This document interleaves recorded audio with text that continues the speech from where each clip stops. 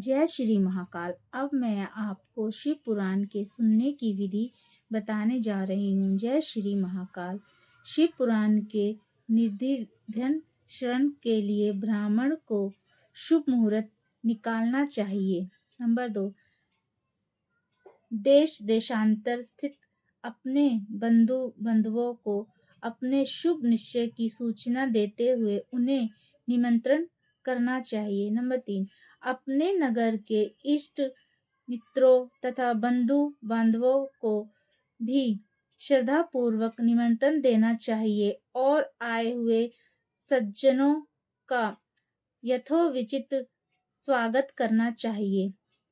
शिवालय, तीर्थ अथवा घर में ही कथा की सारी व्यवस्था करनी चाहिए। कथा स्थल की भूमि का संशोधन कराकर उसे चित्रों से सुसज्जित करना चाहिए। केला, चंद्रोबा आदि के सुसज्जित एक सुंदर मंडप बनाना चाहिए और उसके चारों ओर ध्वजा पताकाएं लगानी चाहिए। वक्ता के लिए उपयुक्त स्थान और सुखद आसन की व्यवस्था करनी चाहिए। वक्ता को पूर्वाभिमुख और श्रोता को उत्तर भिमुख होकर बैठना चाहिए।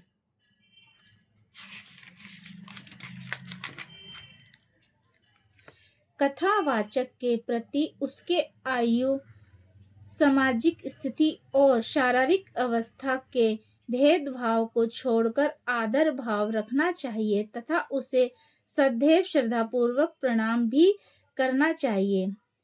पूर्णज्ञ, शुद्ध वृद्ध तथा शांतिचित ब्राह्मण को अपने यज्ञपान के लिए साधन को ही अपना पुनीत कर्तव्य मानते हुए कथा के दिनों में स्वयं नियम का जीवन व्यतीत करना चाहिए।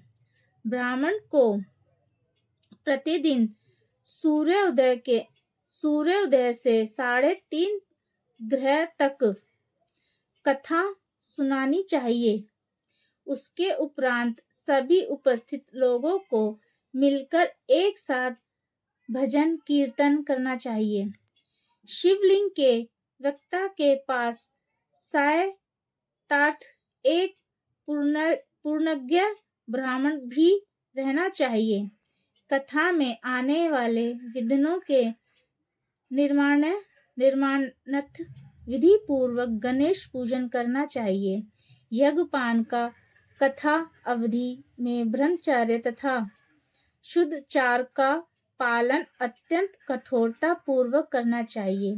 कथावाचक ब्राह्मण को अपने यज्ञपान को शिव पुराण में साक्षात महेश्वर की भावना करते हुए उसे इस पवित्र ग्रंथ का पूजन करना चाहिए और उससे यह प्रार्थना करानी चाहिए कि भगवान शंकर उस पर प्रसन्न होकर उसको इस ग्रंथ के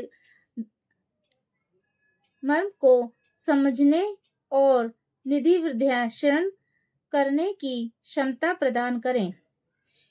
यज्ञपान को ऐसे 5 ब्राह्मण पृथक से नियम करने चाहिए जो 50 शिव मंत्र का निरंतर जाप करते रहें।